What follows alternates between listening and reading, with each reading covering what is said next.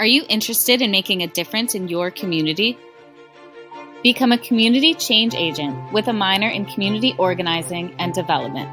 The Community Organizing and Development minor gives students of all backgrounds the skills to advocate for and actively address problems faced by under-resourced communities.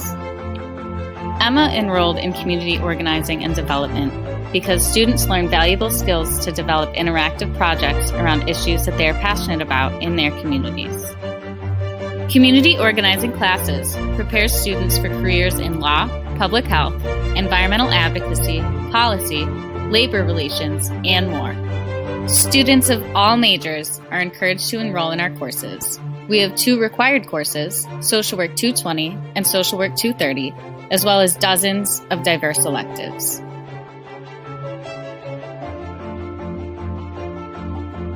Here to give a brief introduction to her class, Social Work 230, is Professor Katie McLean Meter. In this course, we'll think critically about issues of race, oppression, poverty, and community. And you'll have an opportunity to connect that content with a community partner.